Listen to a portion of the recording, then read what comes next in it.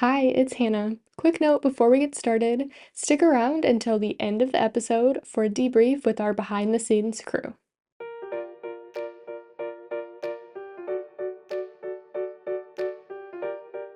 One of the most enduring lessons that I have learned through my work in the field and that Paul Farmer has written about um, so beautifully is that healthcare is a team effort. Mm. It requires a different group of people, a diverse group of people with a diverse set of skills to enable a person to make the journey to recovery. Mhm. And one of the most important skills here is that of the physician who can diagnose and treat different health conditions using whatever medications or surgical tools they may have at their disposal, and they're trained to do that.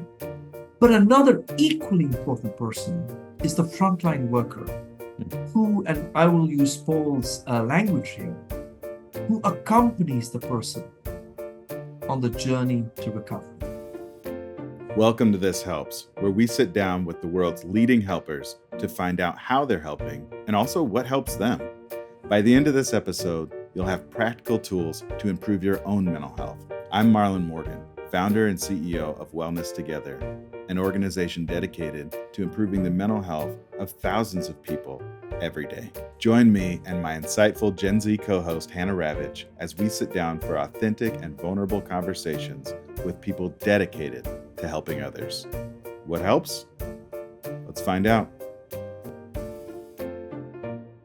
Dr. Patel, I know we've been following your work and really appreciate the contributions you continue to make to our field of global health, but also global mental health.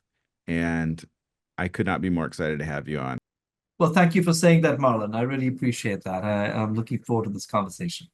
Wonderful. Wonderful. I'll address you as Dr. Patel all day long. That's what I think is the most respectful, but how would you like to be referred to? No, I would prefer to be referred to by my first name, which is pronounced Vikram. Vikram.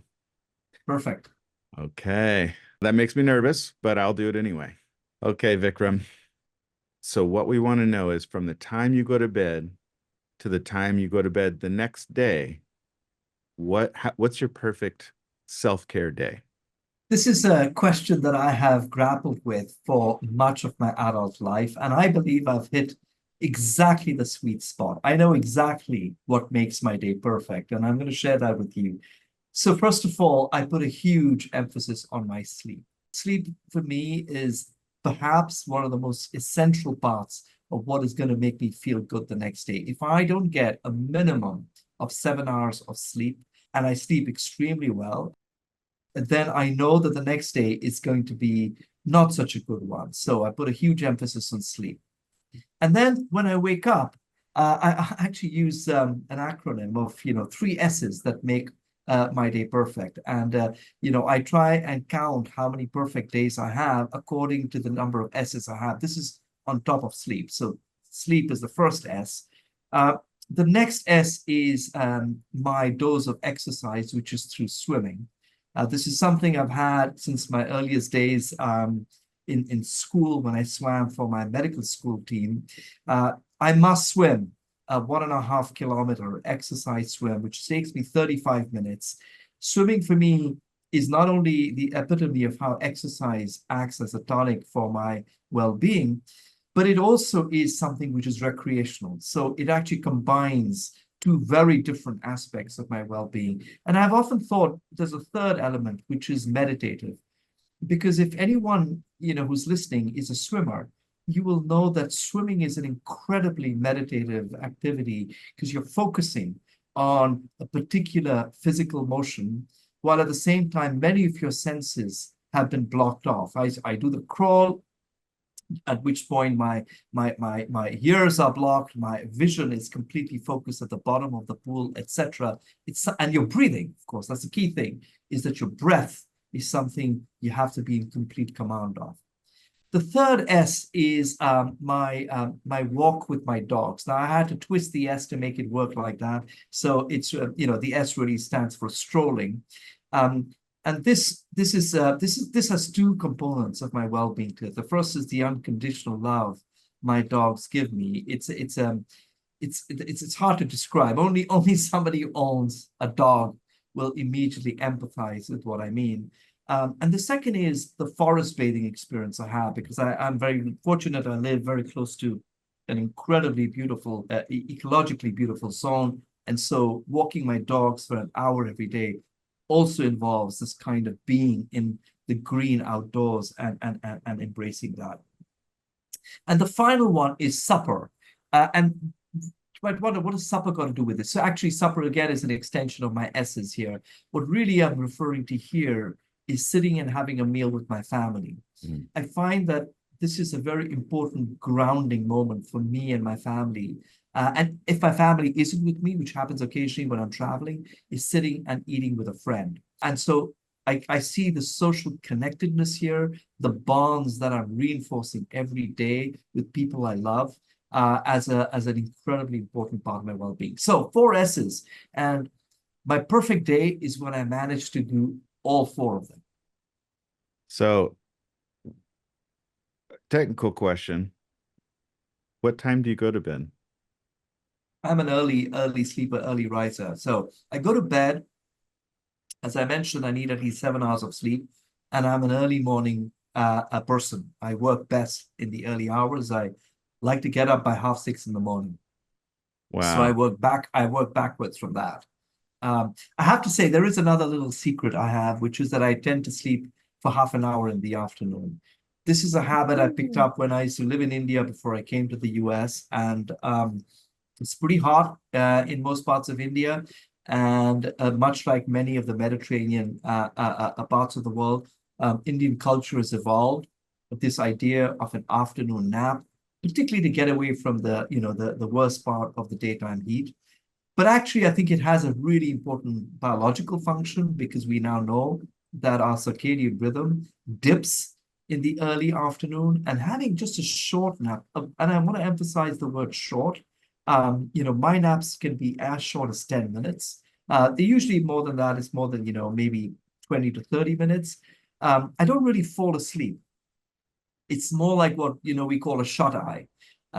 You let your brain go into a kind of a rhythm, which is not quite sleeping, not quite awake, but sufficient for it to be a recharge. And then I feel very much more energized for the rest of the afternoon and evening. I love that. I want to recap the S's to make sure I have them correctly. So for you, it's sleep, swimming, strolling, supper, and siesta. I was going to wonder if we should borrow from the Spanish term siesta. I love that. So is that 5 S's? Yeah. Some people have sometimes asked me, what about sex? Well, I guess that could be, but that may or may not happen. That's not entirely up to me. So it's something which may or may not happen for me if I'm fortunate. But the other 5 S's are entirely 100% in my locus of control. And so I don't have to rely on anyone else to make those 5 S's happen. This probably won't surprise you, but we've been asking this question to a lot of people over a longer period of time. And this is quite possibly the most textbook perfect answer we've ever gotten, which makes sense. But it also, I can see in all of these sort of the ingredients for what Abraham Maslow would call self-actualization. I mean, these are, you seem to have it all. And even the safety piece, if you're sleeping well at night, that means you're probably feeling really safe. And the close connections and how you made the food about the family, that's a great day. I'm so glad you shared that with us. Thank you, Marlon. Now, like I said, it hasn't, I didn't wake up one morning and realize this. This is over the years, well, partly, of course, as a mental health professional, I am also very interested in the question of what we can do to care for ourselves that can, A, promote our mental health, and B, protect our minds from the everyday stresses that we are almost certainly going to encounter in our everyday life. And so I've discovered a lot of these solutions through that, but I've also discovered these solutions through my practice of psychological interventions. So, for example, exercise is a very well proven intervention from a sort of empirical science basis, as is good sleep. So these aren't just idiosyncratic personal choices. These are also very deeply, embedded in science.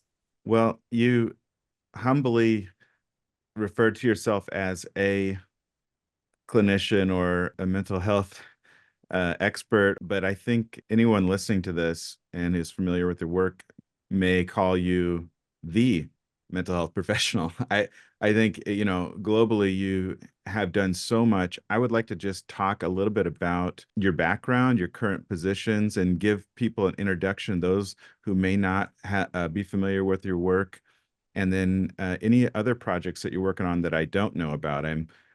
We'll certainly get to this at some point, which is I held up a copy of Dr. Patel's book, Where There Is No Psychiatrist, which is just absolutely groundbreaking, the idea behind it and what it's done and what it continues to do for people who have limited or no access to mental health interventions. But Vikram, would you mind sharing with us your current positions that you hold and anything else that you're proud of that you think would be helpful for us to know?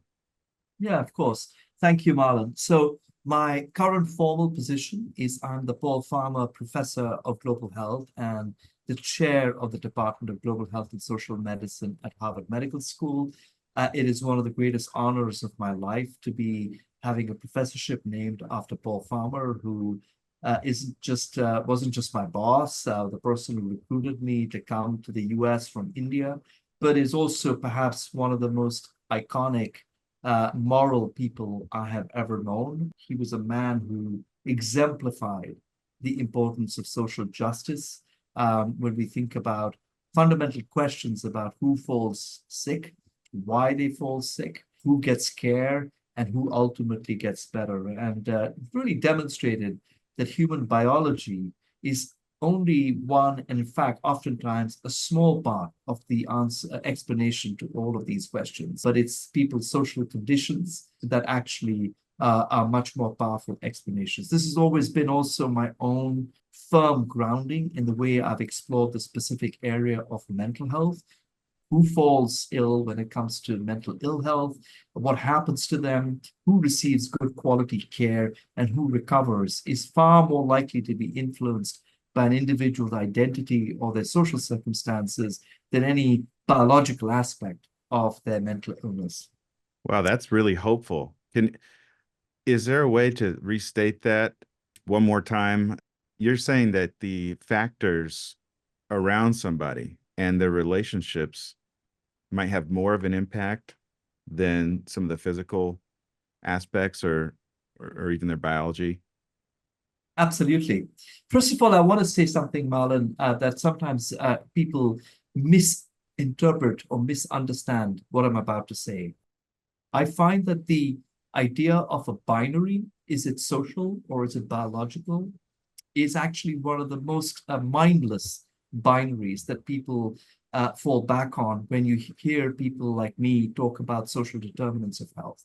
Of course, the final pathway of all health problems is in your body. It can't be anywhere else. The question isn't that. The question really is what, in fact, creates those biological perturbations. What actually creates the imbalances in your physiological functioning that then leads to a health problem? And when you ask that question, you discover that for mental health problems, the overwhelming majority of people will have a circumstance that is in their external worlds, their social worlds, that actually then drives the biological imbalances that then create the symptoms of mental illness. What psychiatry, by and large, has tended to focus on is the biological perturbations, which is a little bit like doing this. I'll give you an analogy from another area of medicine. It's like, let's take cancer as an analogy. It would be akin to saying that I will give you a painkiller to treat the pain that is associated with your cancer, but I will do nothing about the cancer itself. Now, cancer, of course, is a very, very strongly biological condition, although many have social factors that determine it. In the case of mental illness, we have no equivalent pathology in the body that can be said to be equivalent to what we associate with cancer. The pathology, as it were, is in the social world around us. And the reason why I find that's very hopeful, Marlon, is because we do have ways in which we can empower people, we can enable people with either skills to improve their ability to cope with the stuff they have to deal with, or with social interventions, which can modify the social worlds that can actually change the trajectory of people's mental health problems. That's incredible and incredibly hopeful. When I was in grad school, not horribly long ago, I think we constantly were hearing about something called the diathesis stress model when it comes to pathology. Where do you fall with something like that? Does that sort of describe what you're saying? Absolutely, it is. I think the stress diathesis model is one that actually comes from psychology. And I think for me, psychological science, this might sound heretical to many psychiatrists, because there's been this rather unhelpful binary between psychiatrists and psychologists. I think it's unhelpful because both professional groups are seeking to achieve the same goal. Mm-hmm. They have different disciplinary foundations, but actually there's more in common than there isn't. I think psychological science is a foundational science for understanding mental health problems. If there was one theory-driven science, one that has been, the closest that we might have to somatic medicine, in the sense that there have, the classic sort of translation from animal work to human work, with clearly defined theories, experimental work in labs, and then translating that into clinical interventions.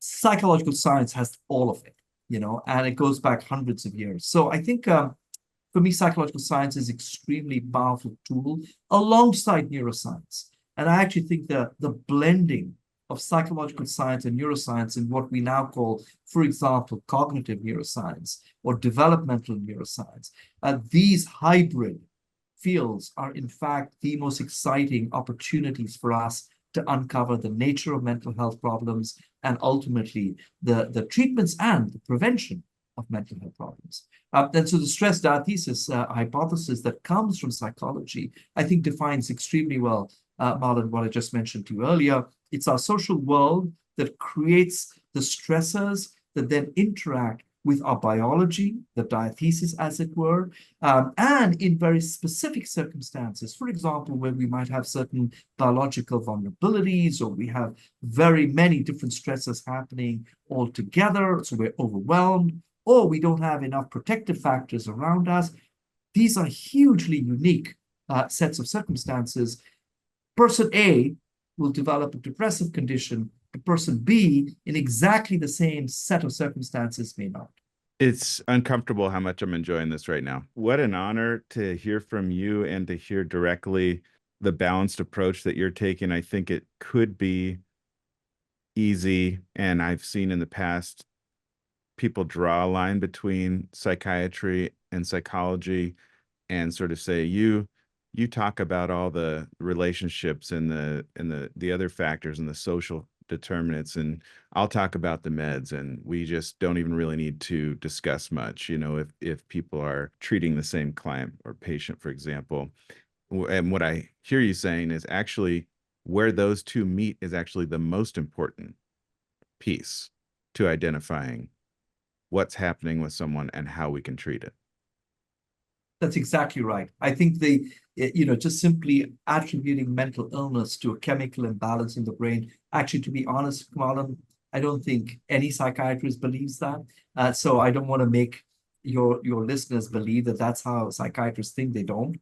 But there was a time when I was a trainee that there tended to be a dominant view that all mental illness could be explained and therefore treated by addressing neurotransmitter imbalances in the brain. In honest truth, that's a very, very simplified and actually very unhelpful reductionist approach to understanding mental illness. We see those chemical changes, or rather more accurately, changes in the way neural circuits are actually speaking to one another, as the ultimate end stage of a series of events that typically often start in the outside world that then lead to symptoms that we all recognize as mental health symptoms, like feeling miserable all the time, or losing interest in things, or feeling fatigued, etc. That is what I think would be the most plausible chain of events that explains the expression of mental health problems. I think what you mentioned about that biological explanation is still so present, I would say, in my generation, because for kids that grew up in the 90s, and you have the whole Prozac Nation phenomenon where all of a sudden it went from, I think people tried to use the biological explanation to reduce stigma, which I applaud.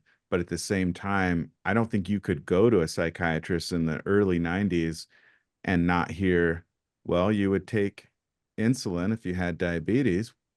So why wouldn't you take Prozac if you had depression? So I think that happened a lot, and I think that stuck with a lot of us. A lot of us, like I said, children of the 80s and 90s. And I know that you are on the top edge of where we're at in our understanding, but I do think it's helpful for listeners and for everyone to hear you say that that is a little bit simplistic. It is easier, simple explanations sometimes feel better. And certainly, if I could take a pill and feel better and not have to go out and make friends and deal with social anxiety or whatever, or I could just feel better and scroll all day on my phone, I think, in not, no offense to Gen Z, Hannah, but yeah, I think it is more complicated and in a way that is more hopeful, which I would talk for conservatively 3 more hours about that with you, but I do want to get to something that I have found incredible and revolutionary, and that is this book. This is the second edition of Where There's No Psychiatrist, and this book is actually, for me, as a clinician, I don't have a private practice anymore, but as a clinician is infinitely more helpful because it seems to get right to what the actual issues are. There's vignettes. It's culturally humble in that there are people from all over the world mentioned in the vignettes. And Dr. Patel, can you just talk about the story of how this book got started and where the ideas came from and what it is? Sure, absolutely, Marlon. So it's a long story, and I'm going to try and make it short so that we can carry on with the conversation. I trained in psychiatry at the Maudsley Hospital in London in the late 80s, early 90s. This hospital was considered back then as London in England. Back then, this hospital was considered to be the Mecca of psychiatric residency programs in the world. I was taught by great names of psychiatry, people who were recognizable by any resident because they had written the classic textbooks of neuropsychiatry, forensic psychiatry, and so on and so forth. And then Wanderlust took me to Zimbabwe, a very, very different part of the world, a very different context. And I landed there with all this sophisticated, training from London. And I found myself in a country where there were as many psychiatrists for 10 million people as there were in the corridor of the hospital, the one hospital that I worked in London. Let me put this in another way. There were 10 psychiatrists for 9 million people of Zimbabwe.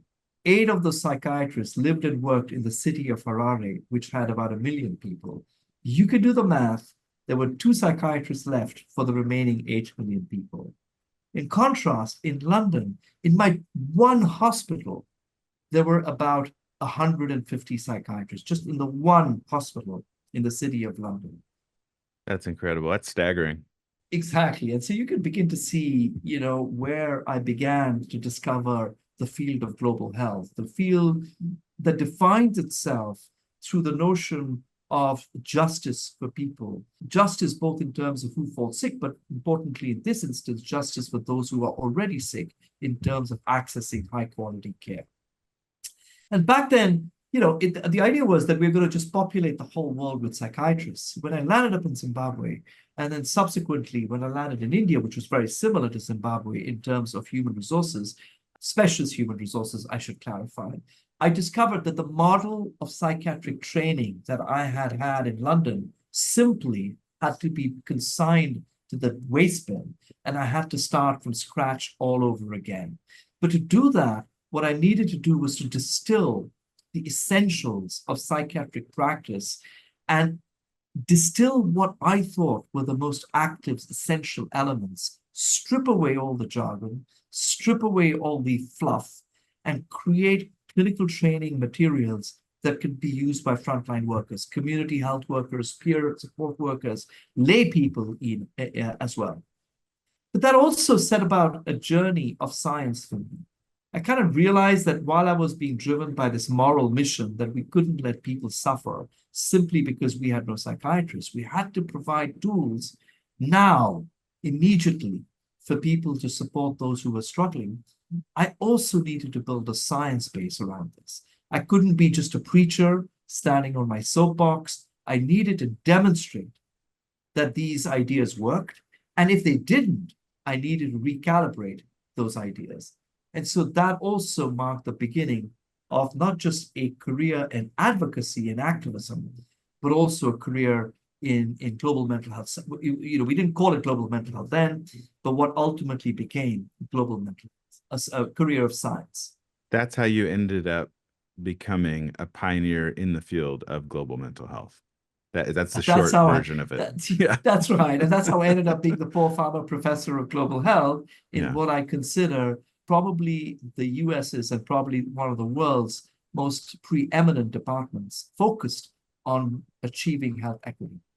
It only makes sense that we would have a resource like the book and other resources and other studies being done, research being done to show what works in different parts of the world. And, I think we have this vision or this view in the United States of a licensed mental health professional or an MD who is a psychiatrist. And we think you have to have those things on your wall behind you to prove. And that makes sense. We don't want people to get hurt. And obviously, we want to protect everyone and do no harm. But in the book, there are so many ways to help people even without that training. Do you want to share just a couple of those maybe most popular interventions that you think people are using? Yeah, I will. And I want to say something before that, Marlon. One of the most enduring lessons that I have learned through my work in the field and that Paul Farmer has written about so beautifully is that healthcare is a team effort. Mm. It requires a different group of a diverse group of people with a diverse set of skills to enable a person to make the journey to recovery. Mm-hmm. And one of the most important skills here is that of the physician who can diagnose and treat different health conditions using whatever medications or surgical tools they may have at their disposal, and they're trained to do that. But another equally important person is the frontline worker who, and I will use Paul's language here, who accompanies the person on the journey to recovery. I like that language. Isn't it gorgeous? I mean, a physician will see you in episodes, but you need somebody to be with you, to break bread with you, to visit you in your home, to speak to your family members, to help address the social challenges. You do not recover from schizophrenia just by getting a dose of medication every 2 or 3 months from your psychiatrist. Yes, that helps, but it is insufficient. The comprehensive solution lies in a combination of the right amount of medication with the right amount of social support and psychological interventions. So let me give you 2 examples. In my work with people with schizophrenia, the single most powerful community-based technique that I have found works is befriending. One of the most important stressors that all of us face is feeling lonely. And when you live with a serious mental illness, loneliness is almost a bedfellow. Because of the nature of the illness, you land up often being isolated for a variety of reasons. Yet we know that social connectedness is a very powerful therapy. As I mentioned to you, Marlon, for me, having a meal with friends and family is not just about breaking bread together. It is about that, but there's a much deeper, almost spiritual significance to eating with others. And I think to create those bonds through just being there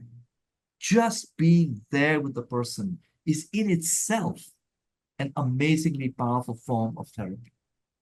A second example is teaching people skills that can help them deal with periods when they feel very low and hopeless. And that is a very toxic feeling. It can lead to a person stopping their medication or even attempting to harm themselves or stopping to care for themselves in ways that can be damaging. But to be able to learn skills, such as, for example, the power of exercise, the power of being engaged in pleasurable activities, the power of doing things in the community, and how therapeutic that is a second kind of skill that the book also speaks about.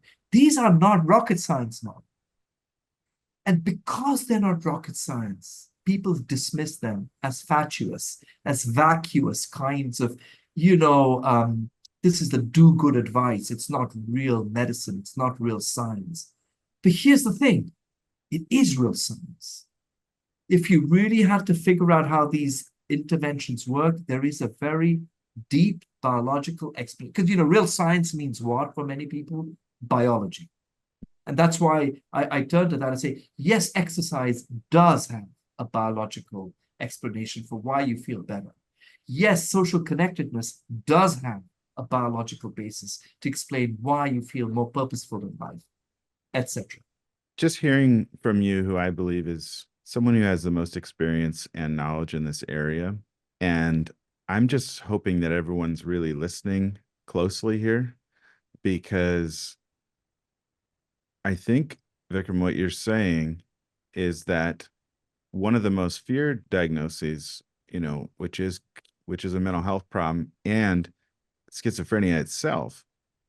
Schizophrenia can improve not just with medicine, but something that's one of the hardest things to treat, in my opinion, can also be treated with befriending people, creating deep, close, meaningful relationships, and teaching them skills to sort of not get sucked into that downward spiral that often comes with the symptoms of a mental disorder, which are loneliness, comorbid depression, or you said bedfellows, which I think is that the way that you are explaining this is super understandable. And it just makes me feel really hopeful that someone at the top of this field is making it accessible versus the opposite, because I think sometimes in academia, it can be the opposite. People can talk in a whole different vocabulary that really is helpful for major breakthroughs in science, but not really helpful for a person living their everyday life. And that is one thing that I appreciate about how you're explaining this. Thank you for saying that. I've always stood by the fact that one of the greatest limitations of psychiatry and medicine more generally is the jargon that we cloak ourselves in. You said jargon and fluff earlier, and I was like, yes. It is. And I realize what it's about. It's about partly protecting ourselves from being encroached upon. After all the years and all the money in education, we have created a kind of a dichotomy. We have all the knowledge, and you are the beneficiaries of our knowledge. And I think if there's one very important lesson that global health has, it is that we need to break down these barriers between the us and them, the us being those who've been to university and acquired all these degrees and experience, which of course is extremely valuable, make no mistake, of course it is. But this idea that the people out there are simply the passive beneficiaries of our wisdom is one that we have to move away from. We have to see people in the community as active, engaged, essential participants in their own recovery stories. That's well said. And if people are doing that, which we all have the tendency to do, even the smartest people in the world can be, maybe not feel totally comfortable with themselves or hide behind intelligence and do things that maybe limit the dissemination of the important information they found. but to have the information, to know the science, and then to put it in a way that not just medical professionals, not just licensed people providing mental health support, but people all over the world can understand, even where there aren't enough people to provide the support. This might be a weird reference, but it reminds me of when I believe it was Martin Luther who translated the Bible into German so that people could read it. And so there's a bit of a transfer of power that took place in those early days. But that's what it reminds me of. It you made accessible so that people could sort of have their own journey as well as get help from the medical community. Well, that's a very flattering analogy, Marlon. I'll leave it at that. It's a little grandiose, but I feel like Yeah. it is for our field. I feel like it is accurate. I know Hannah has a couple of questions. I'd love to hear them. This has been so interesting. I have my bachelor's in psychology, and for a while I was really interested in neuroscience. So just hearing all these connections and really reflecting on my own life too, I'm feeling very inspired and hopeful as well. But I am very interested in the idea of universal health coverage, which I feel like you touched on a little bit in your last explanation, but I think this idea is new to a lot of people. So I was curious if you could share a little bit more about it. Course, and this is an idea that it's not just an idea. I've been working on the subject as well. It's another part of my work. I came to realize, Hannah, that if I really wanted to see mental health care being accessible by all, I had to start by fixing the healthcare system, which wasn't accessible by all. The reason why mental health care must be delivered by the routine healthcare system is because the siloing of mental health from other health concerns has been to the detriment, both in terms of neglecting the mental health of people with physical health problems, but also the neglecting of physical health problems in people who live with serious mental illness. So the reunification, as it were, of mental and physical health is an essential part of my philosophy and the book that Marlon has with him. But if the general healthcare system is dysfunctional, if it's fragmented, if it's decrepit, then I can't fix the mental healthcare system because that has to be within a functioning general healthcare system. And that is precisely why I began my own journey into starting to understand how universal health coverage was conceptualized and how it could be delivered. And I'm going to just, in the interest of time, in a nutshell, explain to you the basic philosophy of universal health coverage. And it's this. Health in many parts of the world, including in the US, has been reduced into a commodity. It's something which you are not entitled to. It's something which you're lucky to have. And if you have money, you can purchase it. And if you don't have money, you're going to have to rely on whatever the state decides to make available to you through its charitable giving or through philanthropy. This, I think, is a fundamental problem because health is not like going to buy a fridge or a car or going on a vacation. There is a profound asymmetry between the provider, which is the hospitals and doctors, and the person who needs the service, a sick person. And that asymmetry we just spoke about a little earlier is reflected very well in the jargon that surrounds medicine. Who understands what the doctor actually says? You just trust them. So to assume that you can apply market principles that work very well in selling cars, fridges, and vacations, you assume that that can apply to healthcare is a foundational structural mistake. Universal healthcare argues that health is a right. It's an entitlement. And that every citizen in the country has the right to receive the highest quality care close to where they live, stewarded by the government, not necessarily provided by the government, but stewarded by the government. That is to say, the government takes full regulatory responsibility on the quality, affordability, and access of healthcare. That is missing in the US today. And I believe that a country like the US, with all the money that it has, with all the human resources, the wealth of human resources that we enjoy in the US, it is a country which is really an outlier in its community of peer nations in not having achieved universal health coverage for its people. What I'm hearing you say is that unchecked capitalism may not be the best way to treat people with dignity, respect, and provide them with a human right of being healthy. Well, Marlon, you know what? A part of me completely agrees with you, but that's at a time when we're heading to an election. Mm-hmm. I think it's important for us not to describe universal health care as a socialist experiment. Because I agree, unfortunately, in yeah. the US today, we live in times when socialism is described as something which is evil or by a large section of our community. Sure. I think we should just see universal health coverage like publicly financed education.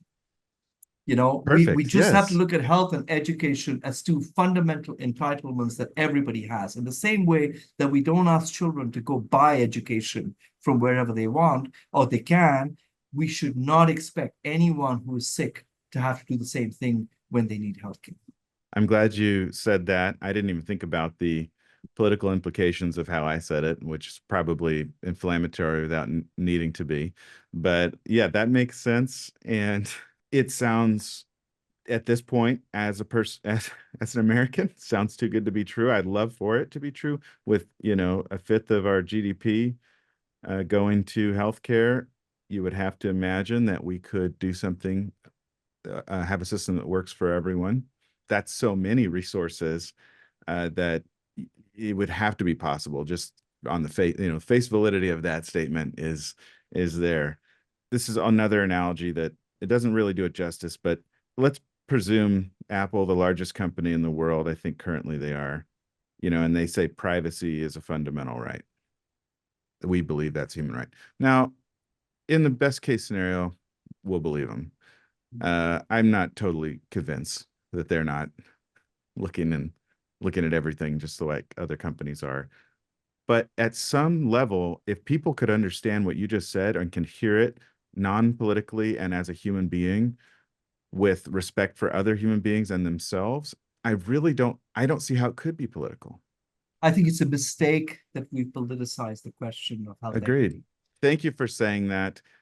It's probably the single most important thing facing our humanity today is the question of who does and doesn't receive the benefits from a modern healthcare system. I would love it if you had a person, or you could tell us just a quick story of someone who has helped you, maybe someone we wouldn't expect.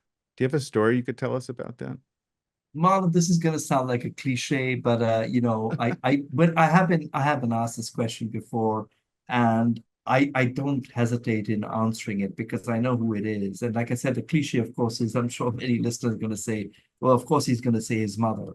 But I wanted to say a little bit about my mother, so your listeners understand. I grew up in India, which is a devout. It's a country which is deeply religious, and my mother herself was very deeply religious, very, very deeply religious Hindu woman. And this is the thing that I remember about her. She never, ever, ever asked me, her only son, who she loved to death, to be a Hindu. And to this day, when I look back and I think I'm talking 60 years ago, this woman recognized that religion was a private belief. The rituals, the gods, the temples. She chose to only teach the moral principles about what her religion taught her, but never, ever expected me to accompany her to a temple or to pray to one of her gods. And why I think this is really important to me and how it influenced me deeply. So I'm an atheist, but I grew up with a mother who was the most religious person you could ever imagine. And I think it taught me about the importance of not imposing one's own views on others, letting other people grow into the human beings that they seek to be, to embrace a diversity of ideas from as many different influences that you can possibly access, and yet provide a firm, solid moral foundation for them to be successful, empathic, and loving human beings. And I keep trying every day of my life to be that person that my mother wanted me to be. And I do that with my son now.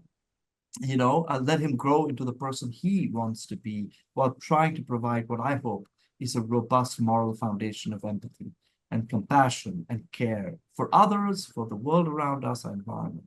But I think the story really begins for me with my mom and her profound ability to let go and let me grow up into the person I am today.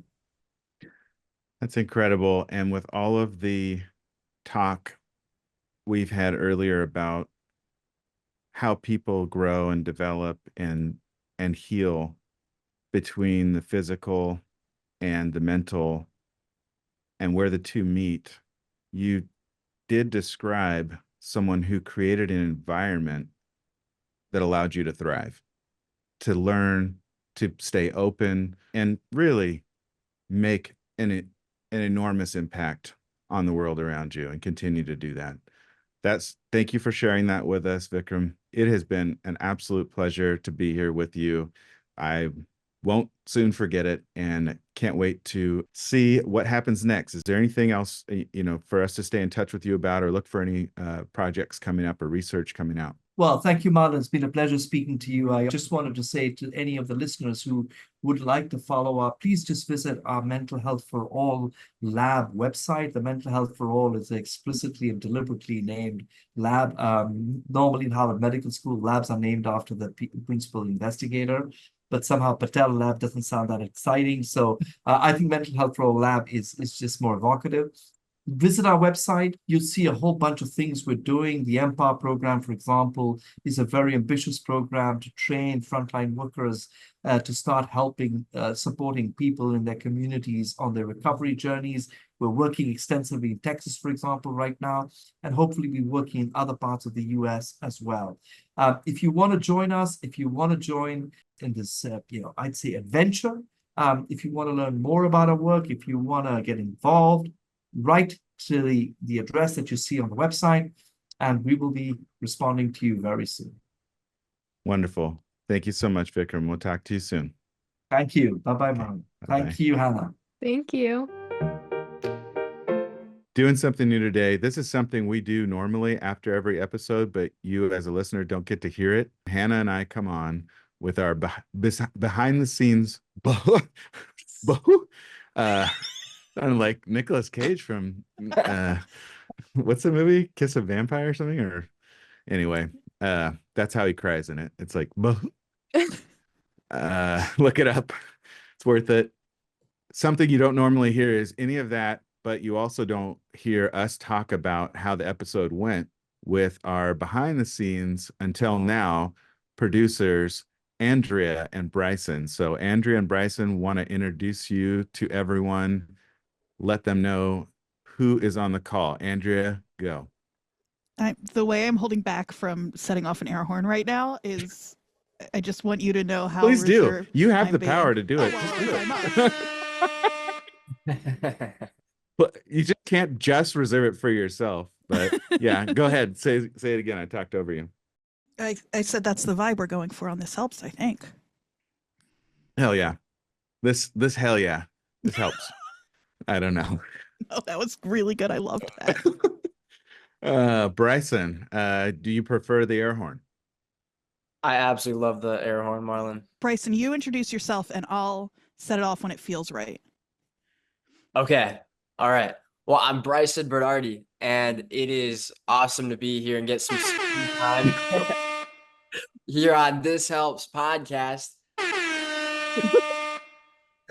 I'm your social media guru, so I'm always back here behind the scenes taking notes on all of the best clips that This Helps listeners are going to want to see. And Bryson, what did you think of that? Yeah, I thought that Vikram was an absolutely talented speaker, and I love the way that he was able to get all of his points across and convey his message at a super high level. but still meet us somewhere in the middle so that us non-mental health professionals can understand. Do you kind of wish you were doing social media for Vikram instead of us? You know what, Marlon, I have a lot of loyalty to This Helps and Wellness Together, so I would make sure to not accept that trade offer if it was given to me. Even though he's arguably the world's top doctor. Well, I would have to think about it for sure, but I know who I'd still end up sticking with. That's Okay. beautiful. Yeah, you passed. Andrea, what'd you think? Absolutely. Oh, I thought you were asking where my loyalties lie. I am interested actually now Yeah. that you bring it up. Yeah, there's no price that would take me from This Helps. So Wonderful. Wonderful. but I do have to go now. That Before was you an go, incredible episode. I really was like off mic, off camera cheering through some of it. I thought it was so like hopeful and helpful and wonderful. okay. Thank It's you. so nice to meet our listeners, and I hope to talk again. All right. I'm sure we will. Thanks, Okay. Andrea. Bye, everybody. See ya. Do you think we should rename the podcast to This Helps Bryson? I think that would be a phenomenal idea because at the Okay. end of the day, it's not about what helps the listeners. It's about Okay. what helps me. Bryson, this is not a great first showing, I got to tell you. But I appreciate your honesty. Hannah, what'd you think of the episode? I thought it was really cool, very interesting. There are a lot of times that I was just reflecting about my own experiences and thoughts about things and really just making the point of like mental health is health. And I think that's very important. But what I really want to know is how Vikram is able to sleep so well and get at least 7 hours every night. I feel like he described the perfect self-care day for us and then really glossed right over.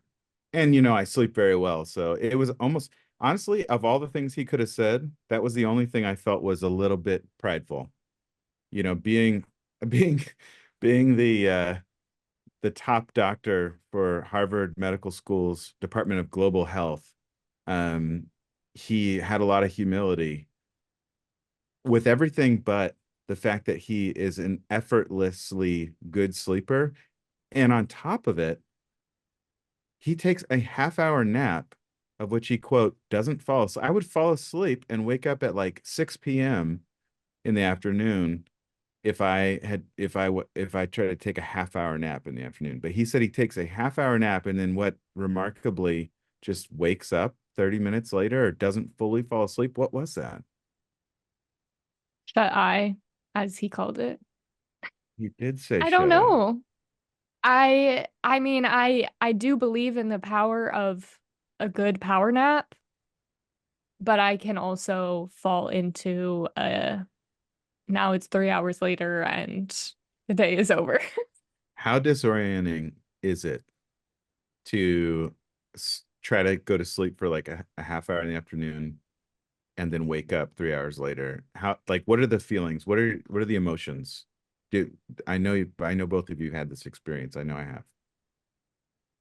Yeah, I always enjoy when you wake up and you're like, where am I? What time is it? What day is it? Oh yeah, that's right. It's Tuesday.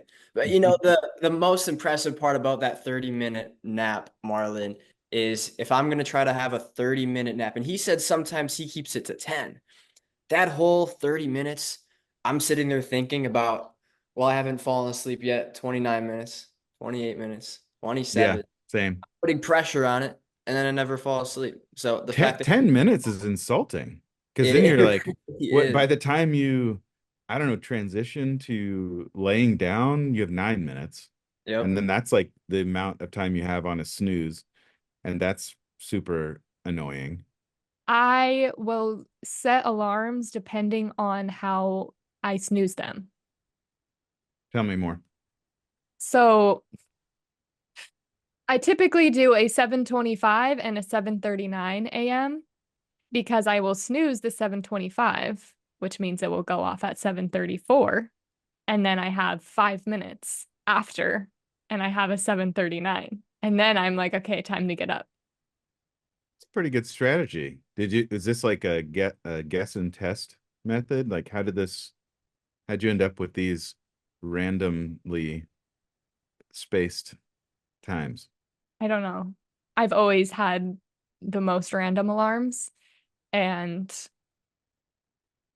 it just it just works. Do you feel like sort of drunk with power when you know you can put your alarm on any minute you want, like out of the 60 minutes of an hour? Kind of. Yeah. Like, why does it have to be 7 o'clock? Why can't it be 7:02? Yeah. So he said a lot of interesting stuff. I don't think it made it into the recording, but it's for us it was 8:30 a.m. and for him it was like 9 p.m. And it Yeah. sounded like he had more meetings after he talked to us, which Yeah. would make sense. But and he said he was in Goa, India, which is a beautiful place that we had to, being not the most cultured group, speak for the group, we had to go online and look at some images to kind of get the vibe because he also mentioned forest bathing.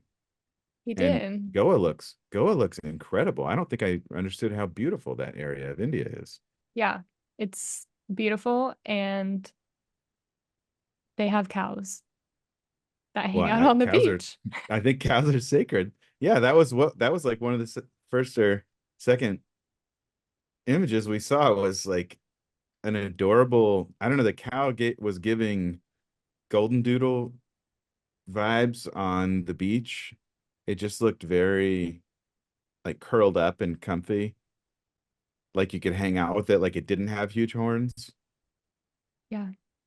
But I just don't know, like, have you ever been on the beach and like someone's dog's not on a leash and how stressful that can be? Don't know if I have experienced that, but I can understand that experience. I've seen it. They like nose into everyone's like picnic bag and stuff. And then the person's always acting surprised, like they didn't think their dog would go eat a sandwich if it didn't have a leash on, someone else's sandwich, which is Right. frustrating as a middle-aged man, I can tell you, and as a dad, I'm very judgmental when I see that type of behavior, and in a way that makes me feel unforgiving, honestly, because I'm like, what did you think was going to happen? But if that were a huge cow or a bull on the beach, it's not like you're going to have a bunch of like delicious alfalfa hay in your beach bag. It seems almost like the perfect situation because you get the feeling of like a fun, big animal, but yet I don't think a cow's gonna like nose into your. I mean, I don't know cows that well, but I don't think they're gonna nose into your people food the same way a dog would. You know what, Marlon? I'm not a farmer, but being from Wisconsin, I think the cow probably still would try to You think indulge so? some of my food. I think it would, but if it happened, I'd probably just see it and accept it. I'm not gonna go fight a cow. I'm not gonna go get mad at the cow's owner. It's just a cow living his life. So I'd probably just, let him enjoy that turkey sandwich. Wow, this is if you do know whether or not a cow would eat a full deli sandwich, can you somehow let us know? How can people find us and interact with us? I think we're on our socials that this helps. This helps podcast. Yeah. You can send us an email at hello@thishelpspodcast.com. I'm gonna read those emails. I might read them out loud on the next episode because I'm genuinely interested. And if you have experience, if you've been to Goa and you've seen how cows are behaving, right next to the water like that, please tell us a story. Tell us your experience with that. We want to know. I want absolutely no explanation too on the socials. If you could just post your story of, yeah, I was in Goa on the beach and this cow completely ignored the macaroni salad, but was super into, whatever else you had. I think that no explanation and let her rip. Great. What did he say that you weren't expecting? I feel like there were several times I got chills, which is a frequent occurrence for me. But yeah, like there were just things he said that did feel and do feel very hopeful. And if, people continue following him and his work, like I feel like the world is going to be, I don't know, there's going to be big changes. And that'll be really cool to see. Yeah, I think we all learned something. And the moral for me of talking with Dr. Vikram Patel was, yes, there's a whole field of health, mental health, the medical establishment, everything. But there are so many things we can do and so many interventions that we can help provide for the people in our lives to actually improve their mental health and sometimes their physical health when there aren't doctors around or when we don't have access the way we should for one reason or another. And he said essentially the two most important things when it comes to treating something as devastating as schizophrenia, or as it can be, is, he said, one, giving skills like coping skills and teaching, sort of that psychoeducation piece where you help people have insight into their feelings and thoughts and know what's real and what's not, and kind of some reality testing. He didn't mention that, but those are some of the skills that I know can go into that. But the one other skill he mentioned, do you remember what it was? Befriending. Befriending, which is a skill that, or a behavior, I guess, that is a skill. And it's one that I'm not sure, Dr. Michael Rich earlier this season talked about how Facebook sort of redefined that word friend for us. And we lost something when that happened. And it's never really gone back. I think social media is more media than social, and it's more seeing than actually being seen.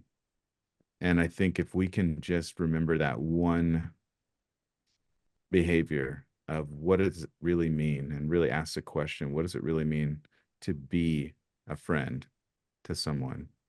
And what would that mean to us to have someone be a friend to us, especially during times where we could feel scared or lonely or like we're struggling with our mental health? For me, that was probably the highlight of our time with Vikram. Yeah. I totally agree. Well, we hope you all enjoyed the episode and look forward to more. Look forward to having more conversations, more debriefs, and post games with both Andrea and Bryson, along with Hannah and myself. And until the next episode, please join the conversation on social media at This Helps Podcast and let us know what helps you. Thanks for joining us today. We hope it helped. Stay connected with us at thishelpspodcast.com.